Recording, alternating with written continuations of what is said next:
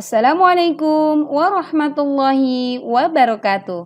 Sahabat Al-Quran, kita lanjutkan kembali. Di video kali ini kita akan membahas tentang kaidah membaca huruf ro atau pada bab hukum ro. Pada jilid tilawah, tajwid, dan gharib metode wafa. A'udzu billahi minasy syaithanir rajim. Bismillahirrahmanirrahim.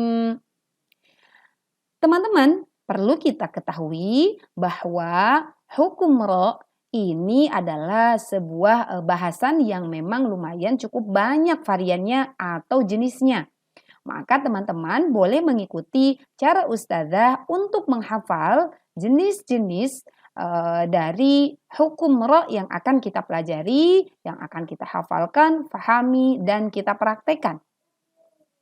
Untuk membedakan tafkhim dan tarkik pada bab ro dengan pada lafdzul jalalah, kan kita juga mengenal ya tentang bacaan tafkhim dan tarkik pada lafdzul jalalah atau lafadz Allah. Maka kita akan menambahkan bacaan tafkhimnya dengan ro tafkhim agar bisa membedakan dengan kaidah bacaan lafdzul jalalah. Berikut cara menghafalkannya. Ada pelajaran ro tafkhim. Ro tafkhim adalah huruf ro dibaca tebal jika yang pertama ro berharokat fathah atau fatahtain.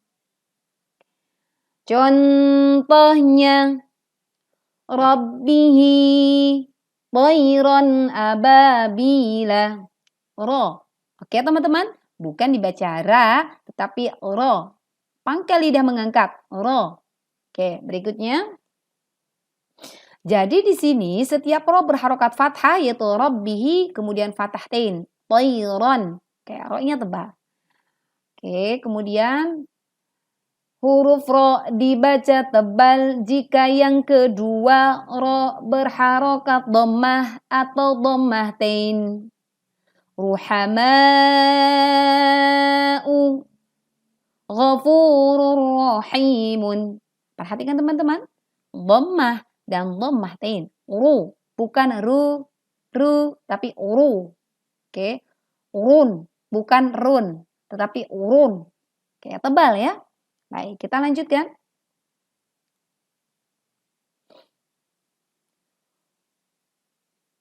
Ro dibaca tebal jika yang ketiga ro sukun didahului huruf berharokat fathah atau dhammah. Perhatikan teman-teman. Di sini saat ro sukun didahului huruf berharokat fathah atau dhammah. Contohnya wa arsala mursalina. Nah, jadi dibacanya wa'ar, bukan wa'ar, tapi wa'ar. Tetapi hati-hati, tidak kemudian hamzah juga ikut tebal menjadi wa'ar, wa'ar, wa'ar. Tidak ya, tetapi wa'a, wa'ar.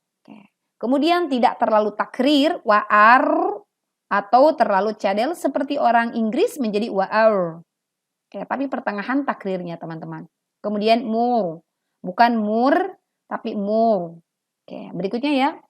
Ro dibaca tebal jika yang keempat ro sukun didahului huruf berharokat kasroh bertemu dengan huruf isti'la dalam satu kata. Nah, ini adalah pengecualian teman-teman karena saat ro sukun didahului kasroh sebetulnya ro dibaca tipis.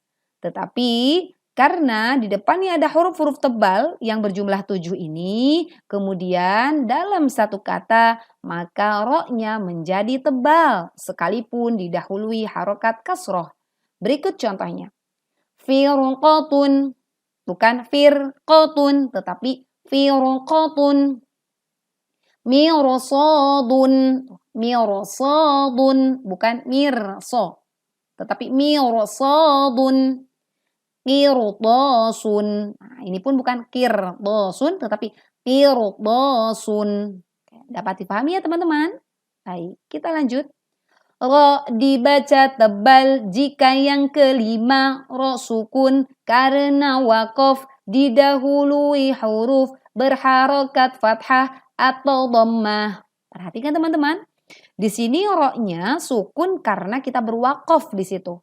Lalu sebelumnya ada huruf berharokat fathah atau dhammah, maka ro sukun dibaca tebal. Contohnya Fasalli li rabbika wanhar. Wanhar, bukan wanhar, tetapi wanhar. Oke, tapi haknya hati-hati, dijaga ketipisannya. Alhaakumut takatsur. Oke, bukan tur, tapi tur, tebal ya. Baik, berikutnya ro dibaca tebal jika yang keenam ro sukun karena wakof didahului huruf alif atau wawu. Perhatikan, saat ro sukun dan kita berwakof, lalu sebelumnya ada huruf alif atau huruf wawu, maka dibaca tebal. Contohnya, wal azizul ghaffar. Tebal ya. Innahu ghafurun syakur. Berikutnya, ro dibaca tebal jika yang ketujuh ro sukun karena waqaf didahului huruf mati dan didahului huruf berharokat fathah atau dhammah. Perhatikan teman-teman. Contohnya wal asr. Nah, kita berwakaf di sini, ro sukun kita berwakaf lalu ro-nya mati. Kemudian didahului huruf berharokat fathah. Nah, didahului huruf mati lalu kemudian juga didahului huruf berharokat fathah. Maka ro di sini jika dimatikan atau diwakafkan maka tebal. Kecuali kita membacanya wasol, artinya ro-nya tetap hidup, maka ro ini akan kembali tipis karena berharokat kasroh. Kita ulangi lagi ya. Wal asr.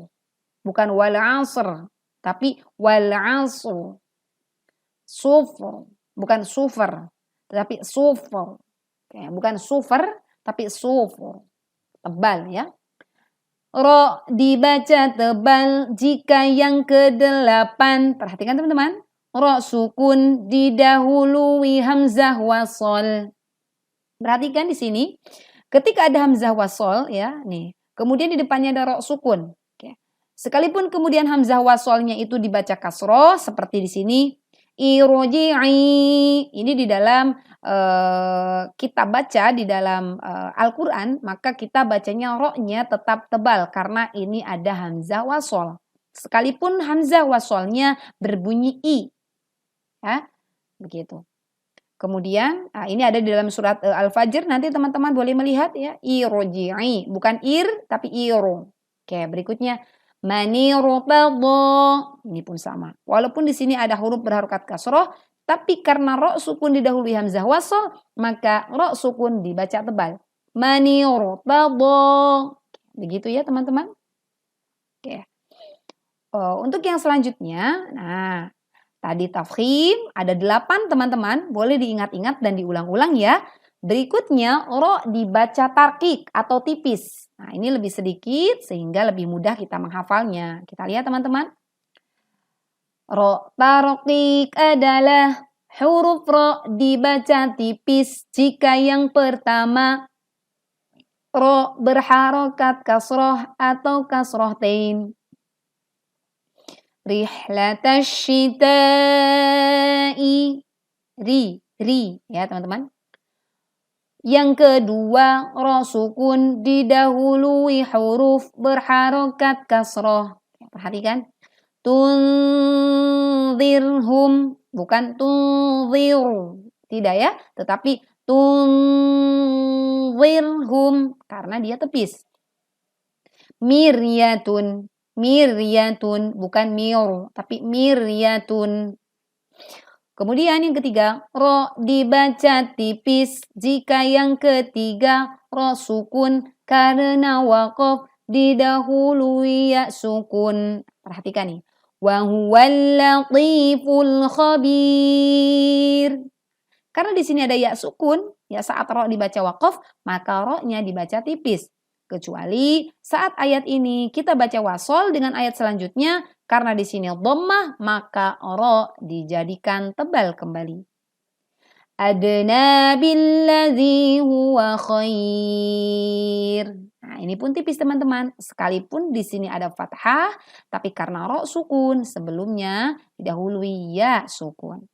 Kemudian teman-teman, ro dibaca tipis jika yang keempat ro sukun karena waqaf didahului huruf yang mati dan didahului huruf berharokat kasroh. Oke, perhatikan teman-teman. Nah, ini pun dibaca tipis. Coba kita lihat. Baqaratul la faridun wala bikr.